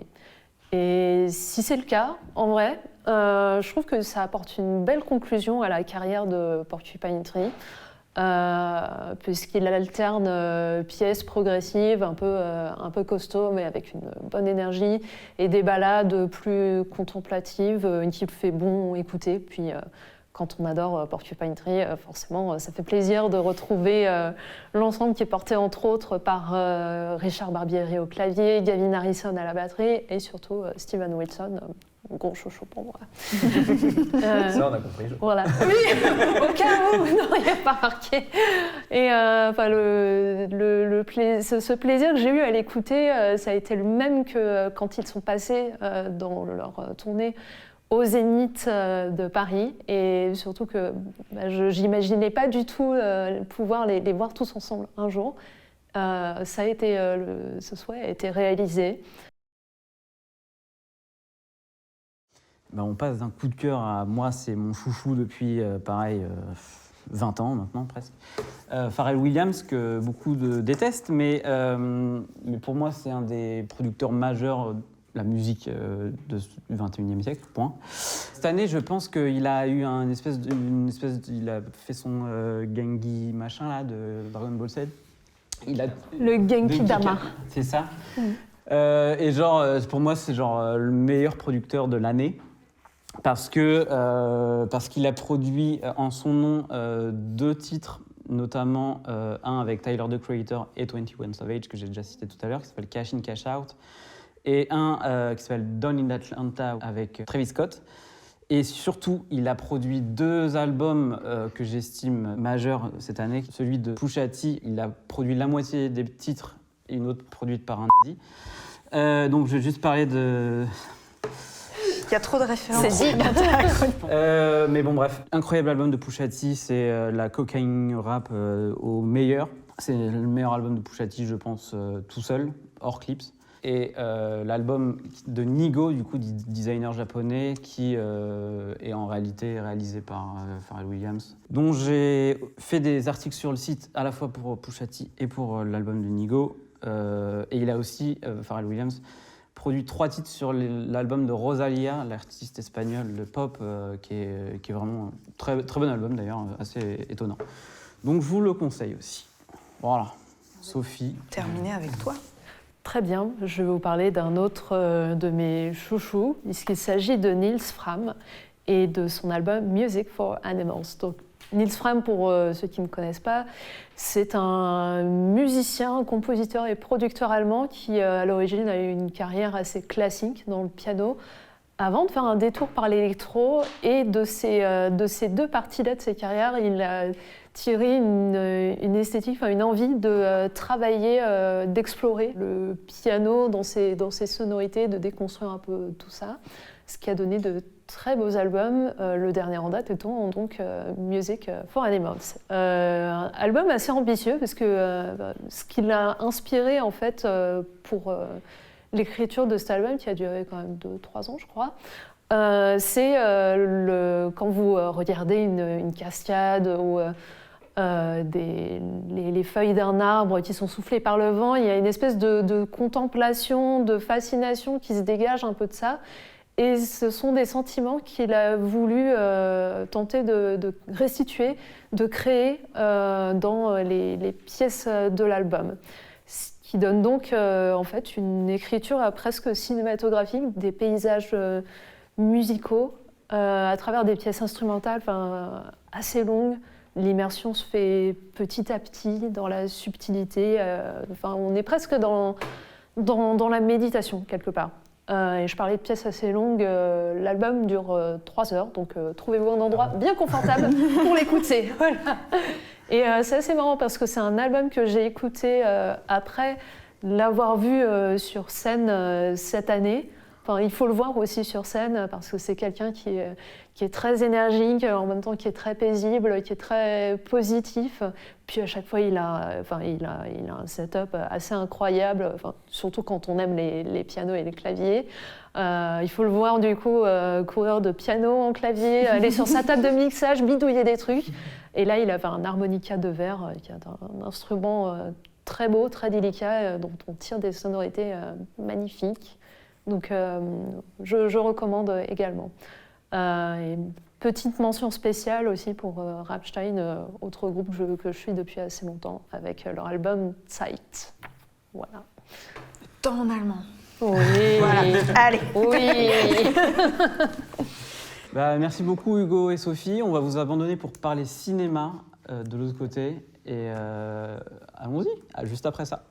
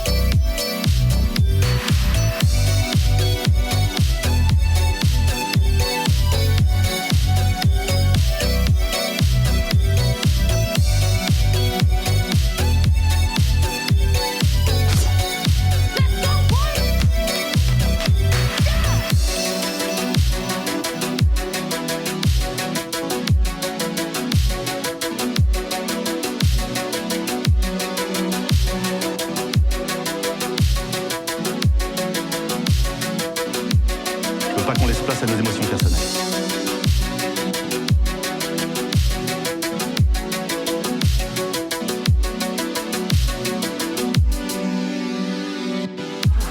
Fais pas le con, lâche sur Poirot.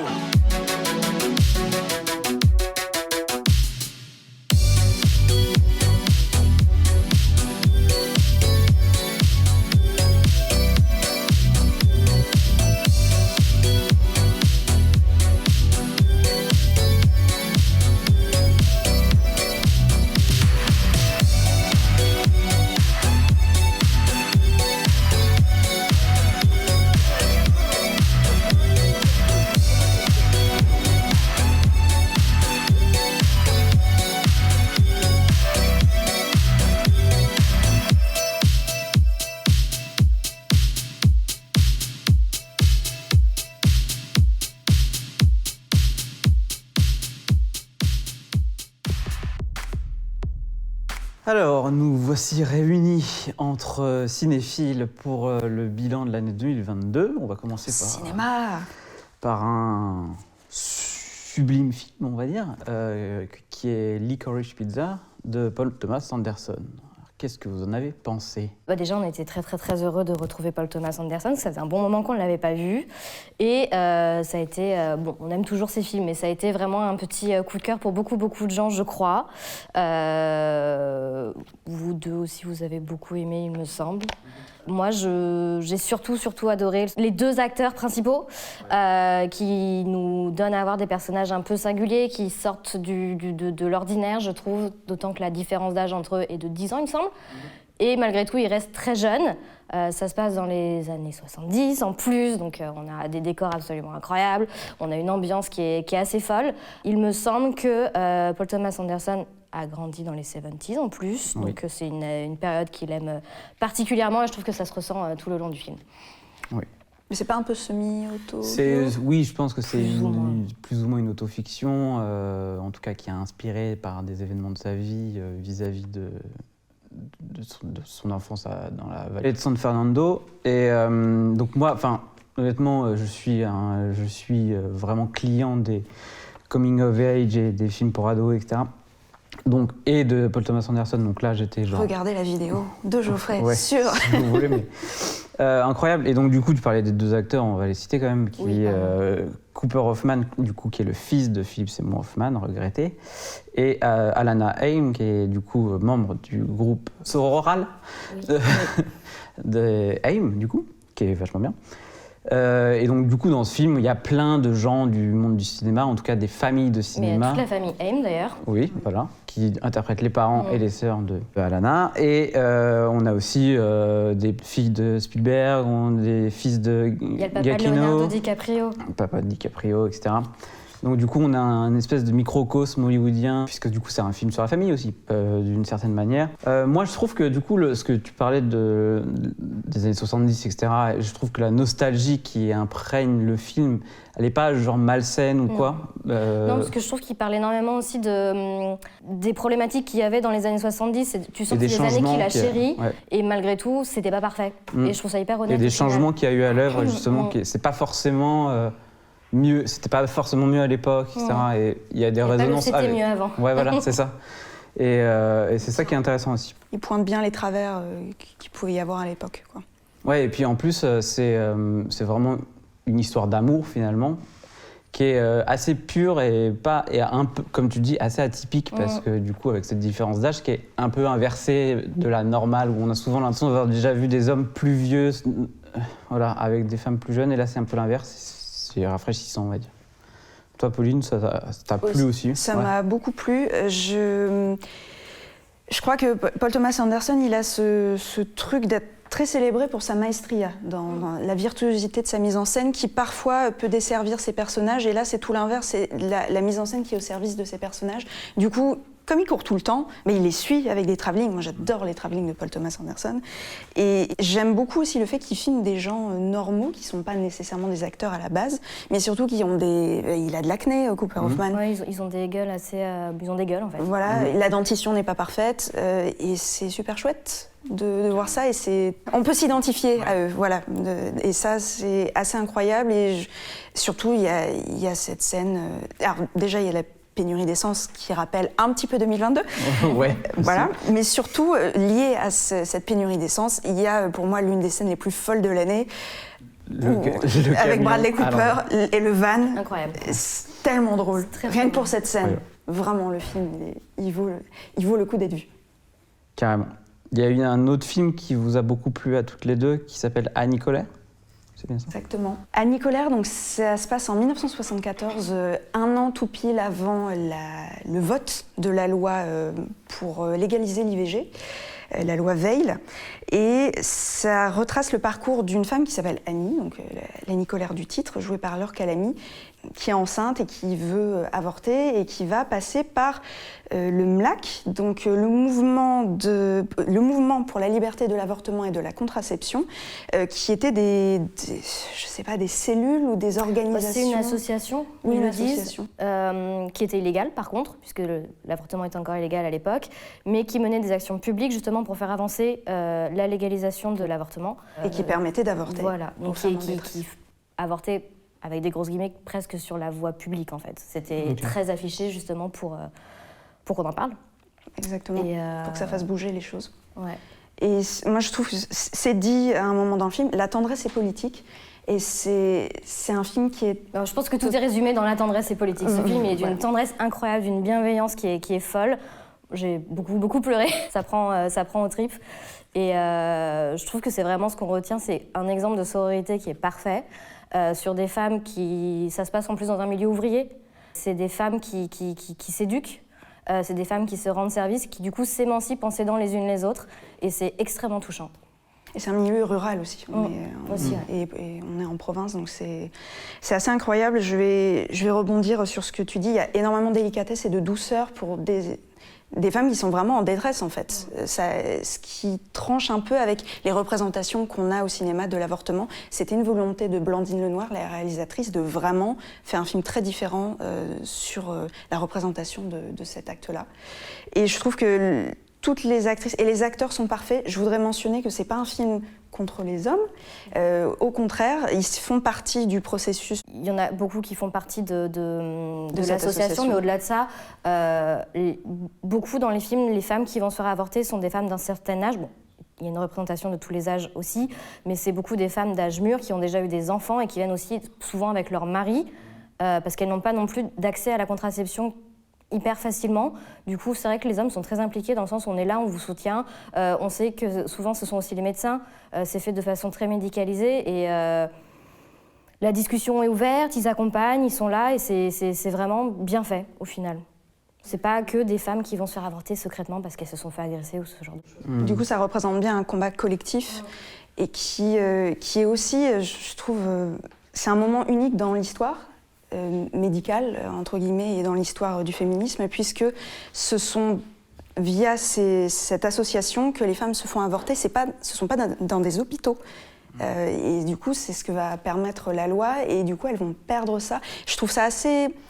Il y a le moment où la loi passe, sans spoiler, les réactions sont diverses dans l'association, et c'est hyper intéressant de voir qu'en fait, il y a des compromis qui sont faits pour une loi, et que personne ne peut trouver une satisfaction à 100%, et c'est hyper intéressant, et c'est hyper émouvant aussi. C'est ça. À voir absolument. Je crois que je vais enchaîner avec un autre coup de cœur. Allez, allons-y. On était dans les années 70, on va aller dans les années 80. Je vais vous parler de Flea, qui est un documentaire d'animation danois, en partie danois de, je vais le prononcer à la française, Jonas Poher Rasmussen, qui est un peu dans la même veine que Valse avec Bachir, d'Harry Folman. C'est-à-dire qu'on revient sur l'histoire vraie d'Amin, donc c'est un pseudonyme qui est l'un des meilleurs amis du réalisateur. Le film raconte son parcours de l'Afghanistan jusqu'en Europe dans les années 80, l'histoire de sa famille, son homosexualité, et c'est pour lui l'occasion de révéler un secret qu'il cache depuis 20 ans.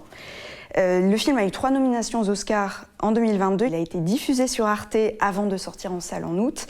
Et c'est comme en fait un geste de psychothérapeutique. C'est un geste thérapeutique, ce film. Comme quoi le cinéma peut être un geste magnifique comme ça. Pour Amin, en fait, ils ont mis du temps à faire le film parce que Amin a mis du temps à révéler ce secret, à raconter son histoire. Et le réalisateur a voulu prendre le temps et laisser son ami faire son parcours, tout simplement. C'est hyper intéressant sur la décennie 80. Il y a beaucoup de résonance avec aujourd'hui. On pense en particulier à ce qui s'est passé en Afghanistan ces derniers mois, à la guerre en Ukraine. Enfin, moi, j'ai pensé à tout ça. C'est quasiment tout en animation, mais il y a aussi des inserts de reportages, donc ça rend le film extrêmement vivant. Et d'autre part, il y a une BO qui est sublime. avec des chansons qui vous parleront. Et ce que j'aime beaucoup, c'est que l'animation peut représenter l'irreprésentable ou l'infilmable, et du coup, ça devient une énorme force. C'est à la fois un film déchirant, effrayant, parce qu'il y a vraiment beaucoup de suspense, et drôle et tendre aussi. Et surtout, c'est profondément bouleversant, et ça rappelle que fuir son pays, c'est le titre, hein, Flee en anglais, fuir son pays pour éviter la mort et émigrer dans un autre pays ou un autre continent, c'est pas de gaieté de cœur et c'est un parcours très dur, donc c'est à voir absolument, s'il vous plaît. Partons pour des contrées plus américaines avec Elvis et son déhanché légendaire, puisque du coup Baz Luhrmann, qui l'on doit Moulin Rouge, Roméo plus Juliette et autres Gatsby, est revenu à la réalisation cette année, puisque ça faisait du coup 9 ans, 9 ans qu'on l'avait pas vu au cinéma. Il avait fait The Get Down sur Netflix, qui est une série qui avait eu une saison, mais du coup Elvis, un biopic par Luhrmann, c'était un peu un rêve, avec du coup Austin Butler dans le rôle titre et Tom Hanks dans le rôle de ce fâcheux personnage qu'on n'aime pas trop. Moi, je trouve que c'est un peu le film le plus digeste de Luhrmann, parce qu'en fait, il peut avoir ce côté rebutant parce que too much, flamboyant tout le temps. Et là, il se calme un peu, il sait se calmer en tout cas. Parce qu'il n'est pas calme tout le temps. Non, il n'est pas calme tout le temps. Mais Première heure. Doja Cat oui, c'est pas calme non plus. Mais il y a un truc où moi je trouve que tout le début est très, on t'en fout plein la gueule et tout ça. Mais au bout d'un moment, il se calme au bout d'une petite demi-heure. Et après, il nous fait un récit, je trouve, assez nuancé d'un artiste torturé, finalement, qui est enfermé et qui est vraiment un lion en cage, quoi, littéralement. Et qui est vampirisé par une figure de mentor malsaine, on va dire. C'était vachement plein d'émotions et toujours flamboyant et toujours incroyable niveau mise en scène. Et puis, moi, ça m'a mis sur le cul, excusez-moi de l'expression, mais beaucoup plus d'une fois pendant la séance, je me suis dit « Ah ouais, ça c'est du cinéma, les gars !» C'est donc du coup, voilà, je sais pas si vous, ça vous a parlé autant que moi, mais je plus sois Elvis. Ah mais complètement, je vais pas rajouter grand-chose parce que tu as à peu près tout dit. Je trouve que la mise en scène baroque et flamboyante sied complètement en fait au personnage Aussi. Et à la persona d'Elvis qu'on a sur scène. Moi, j'étais pas bien vraiment à la fin. C'est plus que ce que tu as dit, j'ai plus l'adjectif. Moi, c'était étouffant. Pour moi, vraiment à la fin, j'étais pas bien pour lui.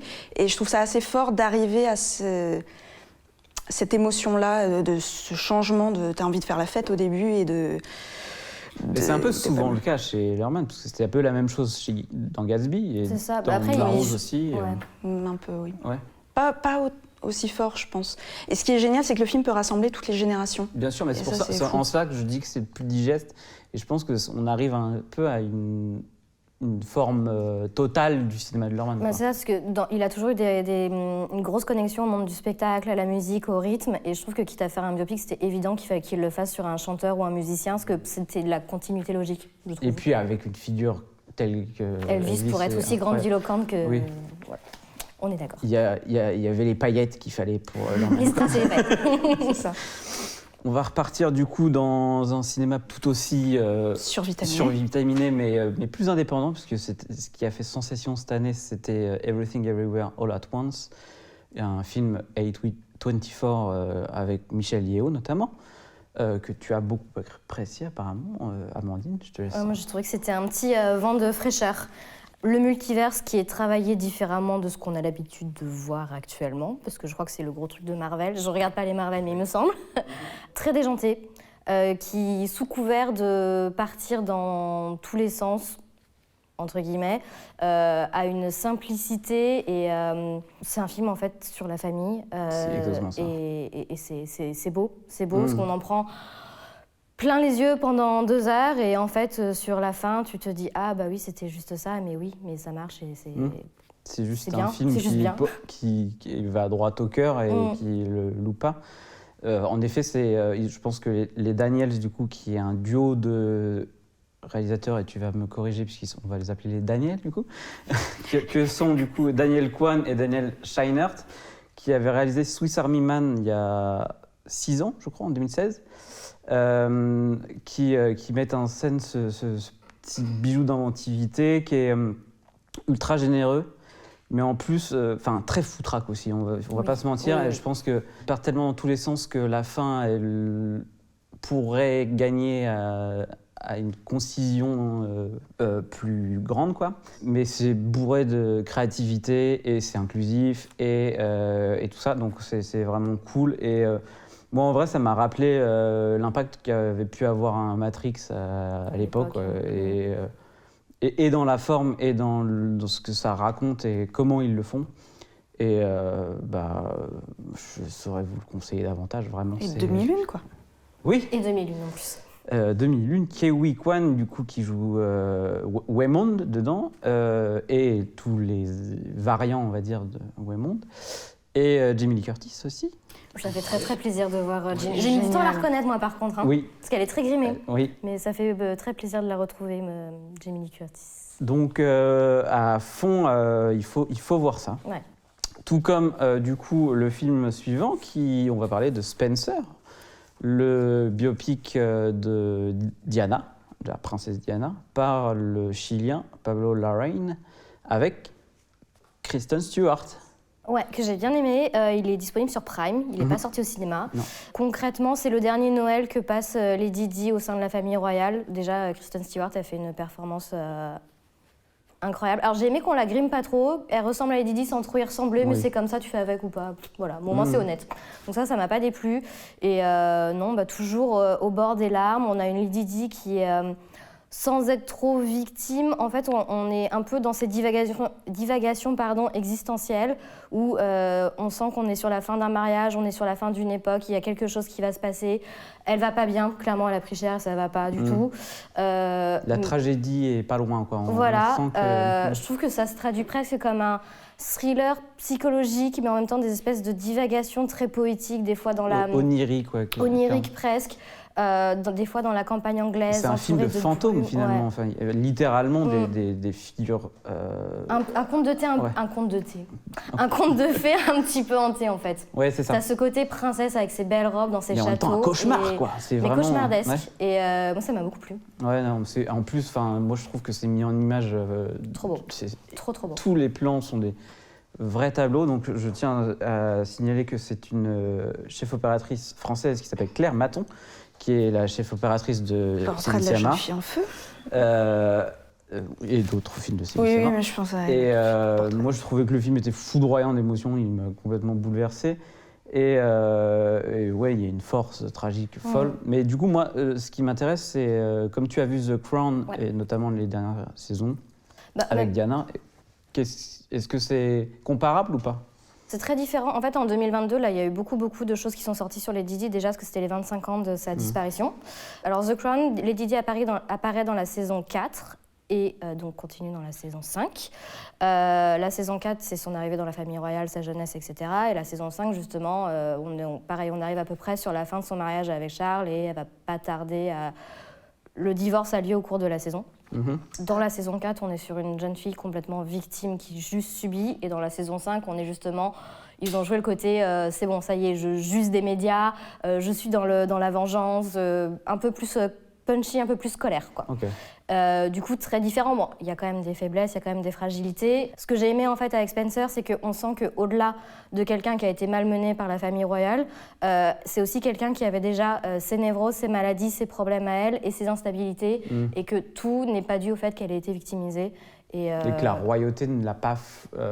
c'est pas que ça qui l'a Voilà, c'est que c'était quelqu'un qui était déjà fragile de Ouais. base. Et c'était appréciable parce qu'on la retrouve du coup plus en tant que personne et pas en tant que victime au final. Ok. Retournons en France, si vous voulez bien, parce qu'on n'a pas beaucoup parlé de films français. On a parlé d'Annie Colère, mais il faut qu'on parle du dernier Clapiche. Allons-y. Encore, du coup, avec Marion Barbeau, qui est danseuse à l'opéra. Et il y a plein d'autres acteurs et actrices, notamment Souleya Yacoub, Pio Marmaille, François Civil, Muriel Robin. Moi, je trouvais que c'était étonnant de la part de Clapiche, même si c'est le film le plus Clapiche qui soit, quoi. Vraiment, c'est un film de dialoguiste virtuose, quoi, qui est drôle, émouvant, tout. Enfin, il y a tout dedans.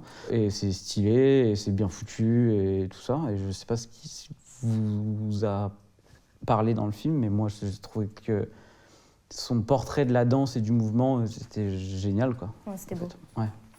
Même si finalement il y a des choses un peu attendues et des lieux C'est pas communs. un film à suspense, hein, Non, mais je trouve ça très bien fait et très agréable en fait. Moi, j'ai aimé beaucoup le soin qu'il a apporté aux personnages secondaires. Mm. Alors, peut-être excepté celui François Civil. de François Civil, Mm.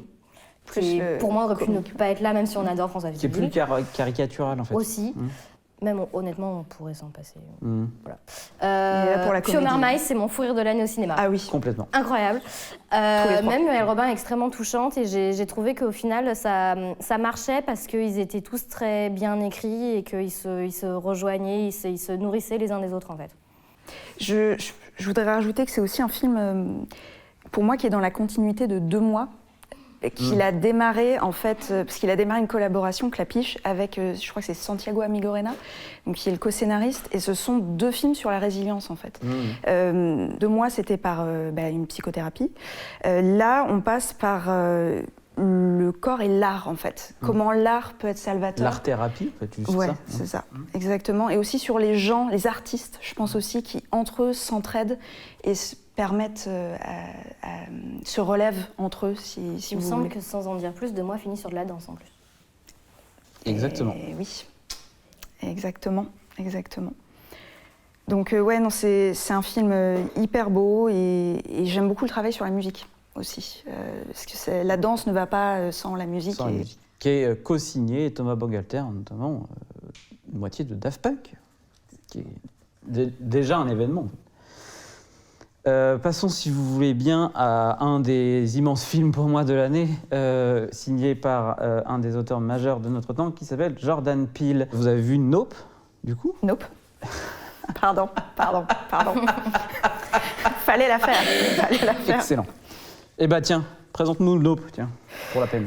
Yes. Nope, c'est sur une famille d'éleveurs de chevaux pour le cinéma, je peux résumer ça comme ça, qui vivent dans un ranch et il se passe des trucs bizarres dans le ciel, certains soirs.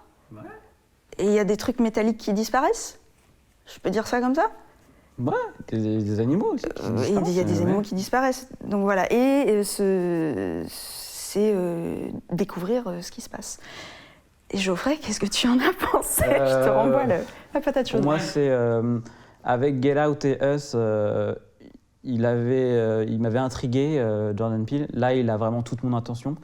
Je trouve que c'est son film le plus complet, le plus complexe aussi, qui parlera pas à tout le monde. Je pense que c'est aussi son défaut. Comme on connaît aussi beaucoup le cinéma, on est très cinéphile, tout le discours méta sur l'industrie va évidemment nous parler, ce qui va totalement rebuter d'autres publics, on va dire. Mais comme il y a plusieurs discours.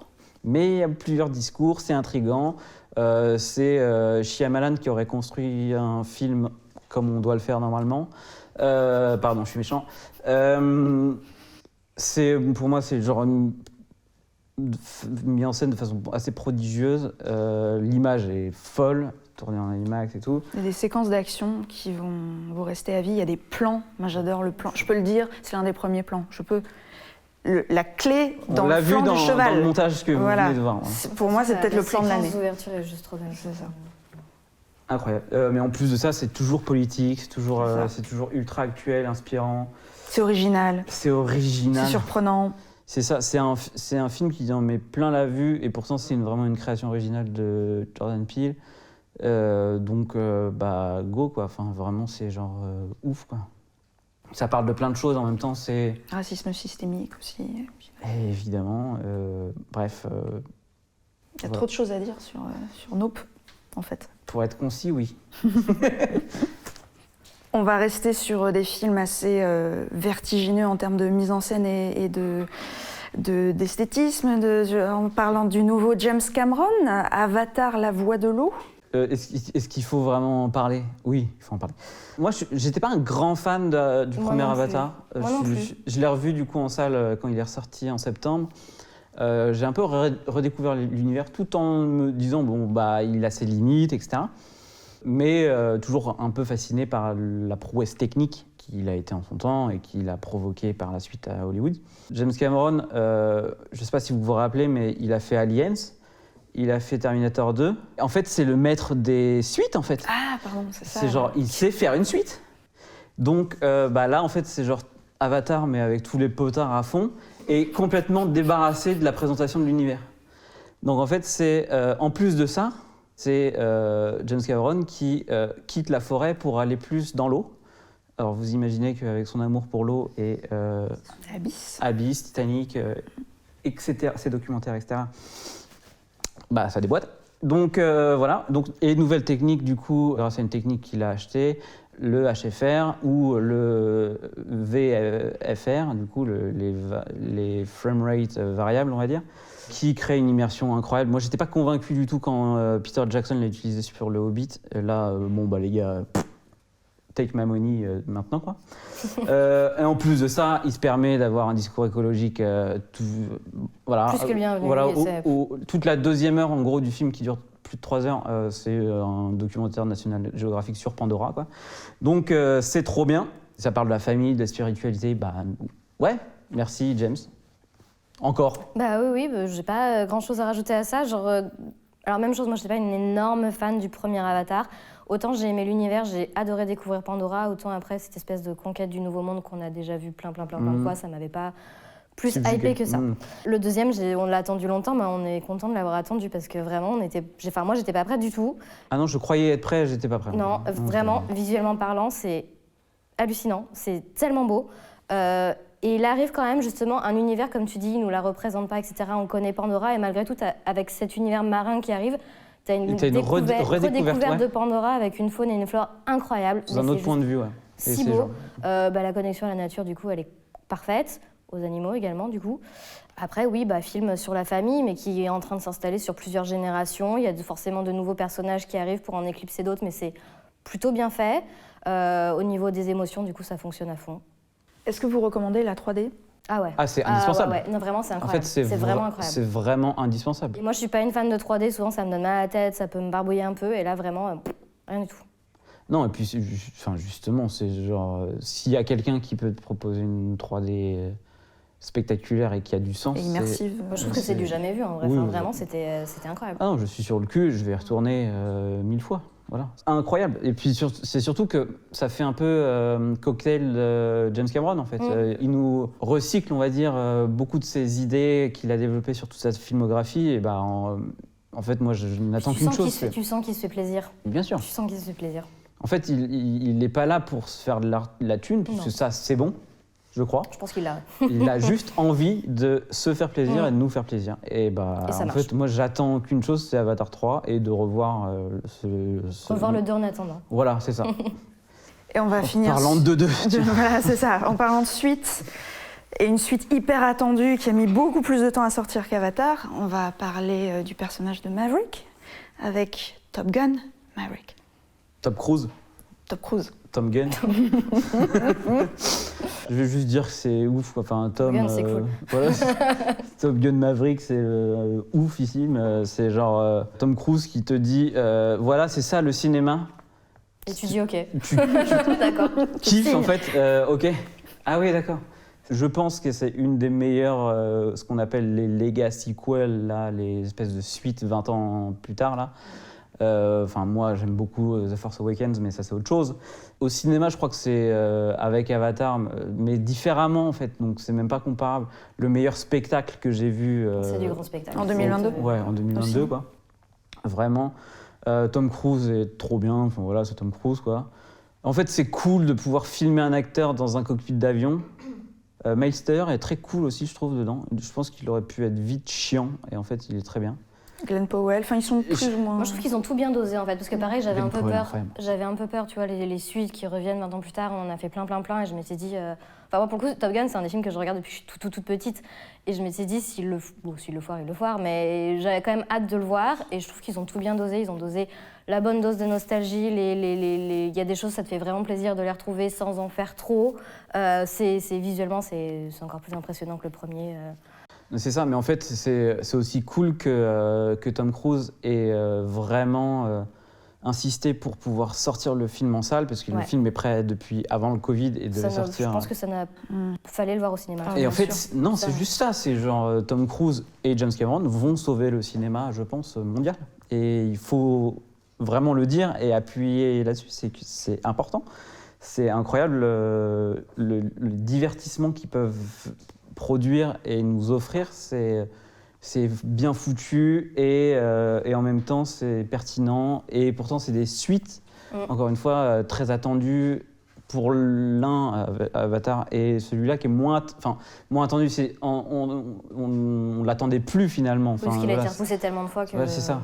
Et puis avec la mort de Tony Scott il y a 10 ans, et puis on avait arrêté d'espérer. Et puis, mais en même temps, ça a du sens parce que du coup, c'est une histoire de transmission tout simplement et de relation père-fils par by proxy, je sais pas comment on dit, mais bon, voilà, c'est trop bien, quoi.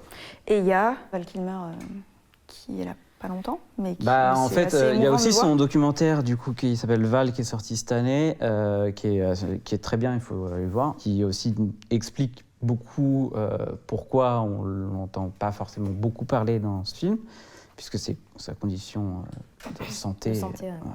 Mais c'est assez émouvant, je trouve. Mais c'est vraiment bien fait. Et Tom Cruise a et justement, l'antagonisme poussé. qu'il y avait entre les deux dans le premier film, et là, trouve une finalité. Dans le film, il y a quand même tout un fil rouge de rédemption qui est permanent et qui marche bien aussi, je trouve. Oui, et puis c'est pas non plus cliché.